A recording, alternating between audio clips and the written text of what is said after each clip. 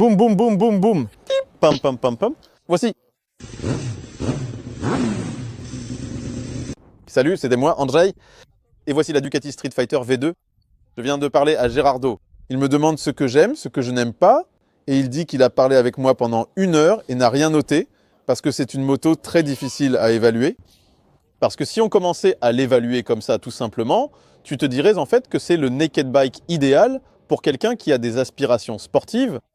Parce qu'ils ont pris la Panigale V2, l'ont dépouillé de son carénage, ont mis un guidon large, un bras oscillant un peu plus long pour une meilleure répartition du poids, puisque l'on est assis de façon plus droite. Et voilà, un naked bike. Il est confortable parce que les repose-pieds sont un peu plus bas. C'est même, nous sommes plus droits que dans Street Fighter V4.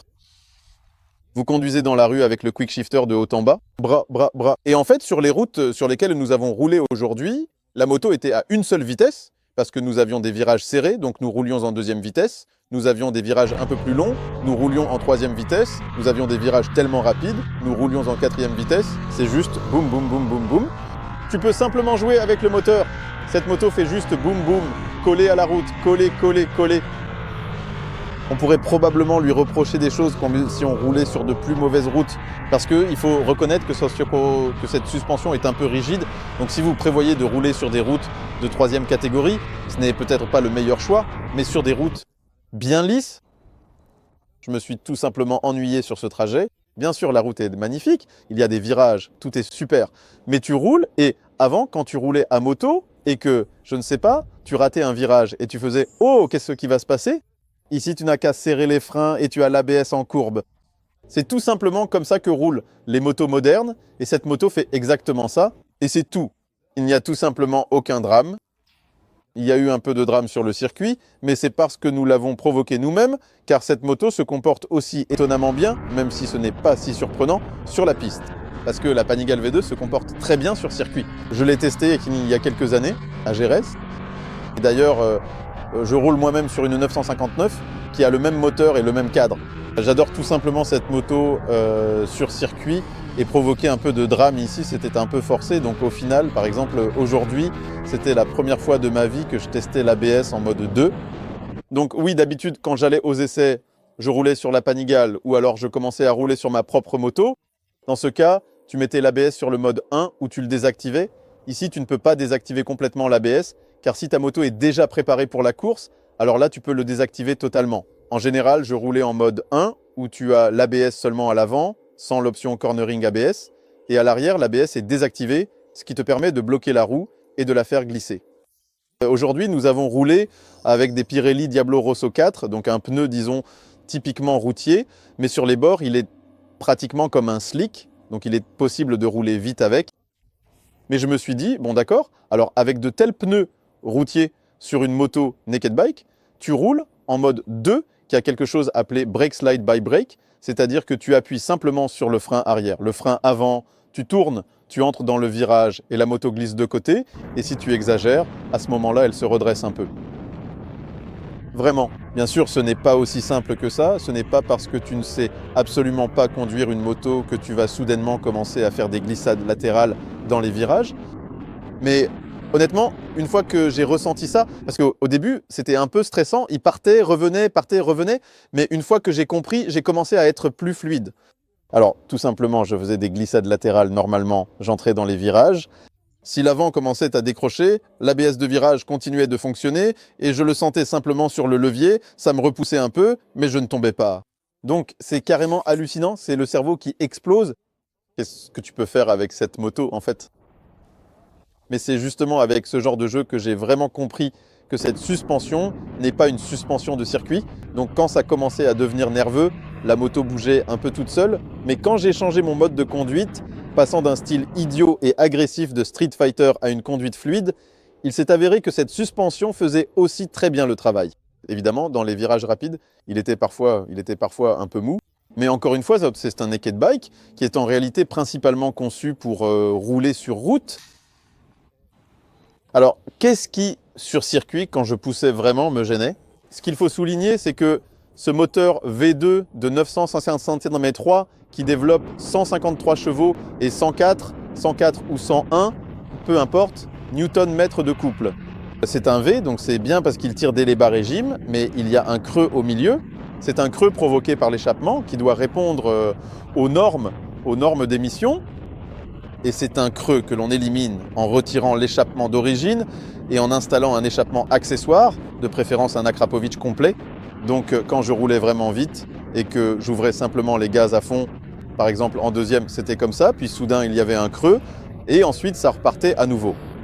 Mais je pense aussi que c'est pour ça que nous avons pu aller ensuite sur la route, pour que tout le monde comprenne bien que cette moto est vraiment puissante de nos jours, avec toute cette électronique, avec ses pneus, 150 chevaux sur circuit. C'est en gros, si tu sais piloter, tu ouvres simplement les gaz et tu fonces.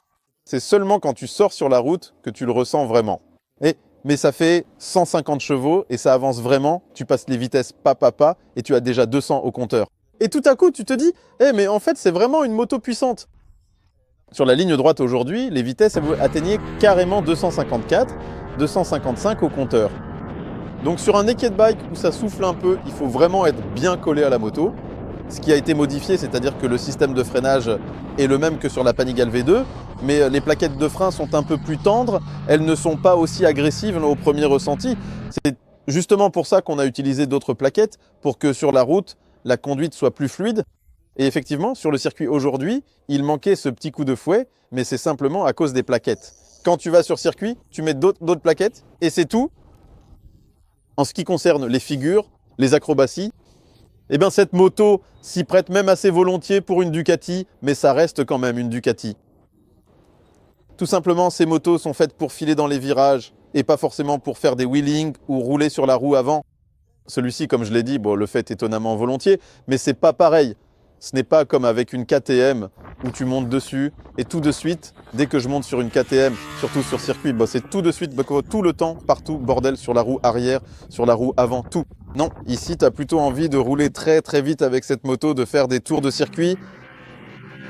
Et là, j'en arrive à un petit problème existentiel dans l'écurie Ducati. Parce que oui, d'accord, on a la Street Fighter V2. Il va coûter, on ne connaît pas encore le prix en Pologne, mais on me dit que 17 000 €, ça fait 78 000 zlotys. Et là aussi, on commence déjà par dire que, comme Marius le dit souvent, ce qui est un plafond pour certains, c'est un plancher pour d'autres. Et en effet, regardez que la plupart des constructeurs, en fait, tous ceux qui ont un roadster dans leur gamme, font en sorte d'avoir à la fois des petits modèles et des gros.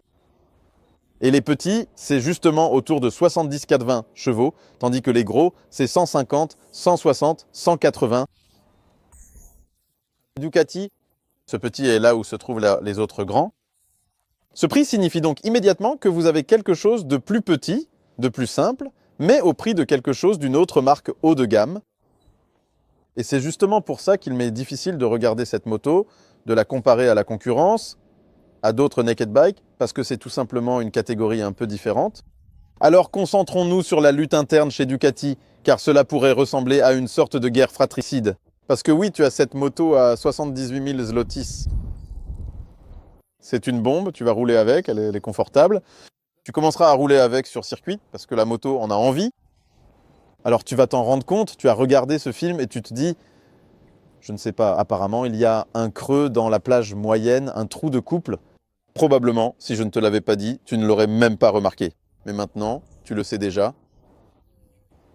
Et tu roules et tu te dis, ah oui, c'est vrai, il me faut un Akrapovic. Alors tu achètes un Akrapovic, mais tu ne l'achètes que chez Ducati. Cet Akrapovic va probablement te coûter encore 20 000 zlotys de plus. Bon, d'accord, c'est toujours moins cher que pour la V4, mais en ajoutant encore un peu d'argent à la V4 avec la même suspension que la Street Fighter V4, j'ai une moto qui a 208 chevaux et elle n'a pas besoin d'Akrapovic pour aller très très vite. Même à haut, enfin à moyen, même à moyen régime. Évidemment, le problème ensuite, c'est que tu as la V4 avec Öhlins qui est encore plus chère. Mais alors, si tu commences à rouler sur circuit avec ça, tu as déjà cet échappement et il tire bien et tu t'es pris au jeu de la piste. Tu montes des pneus plus adhérents. Alors tu te dis, cette suspension serait bien utile. Donc à nouveau, tu dois investir. Donc au final, en pensant à cette moto sur le long terme, soit tu t'amuses et tu ajoutes des gadgets et c'est super, c'est cool, soit tu te dis tout de suite, mais à quoi bon puisque je peux directement acheter la V4S. C'est pareil, par exemple, pour la conduite en ville. parce que oui, la V4 est plus puissante, 208 chevaux avec l'échappement, c'est carrément, vous savez, de la folie. Mais en même temps, comme elle a 4 cylindres, à bas régime, elle est plus douce. Avec cette moto, autour de 2000 tours, c'est, vous savez, un énorme V2, tout simplement une énorme V2. Et en fait, avec cette moto, il faut vraiment savoir, enfin, il faut simplement s'y habituer et il faut aimer ce caractère. Alors qu'avec la V4, tu roules tout simplement avec 4 cylindres, tout en douceur, dès les bas régimes. Et ce qui est par exemple un inconvénient du V2 par rapport au V4, c'est par exemple le quick shifter, ou plutôt la rétrogradation des vitesses à l'aide du downshifter, ce qu'on appelle aussi le blipper. J'ai roulé toute la journée aujourd'hui et je me suis déjà habitué à ça sur ma propre moto parce qu'il y a le même problème avec ces 2 gros cylindres. Si tu freines très fort et que tu veux rétrograder rapidement, genre bam bam bam bam, pour qu'il rétrograde vite et freine fort avec le moteur, parfois le blipper ne le permet tout simplement pas parce que ces 2 cylindres, eh bien, ils tournent comme ils tournent. C'est une histoire un peu plus longue, mais en gros, quand tu as 2 cylindres, le quick shifter fonctionne moins bien que si tu en as 4.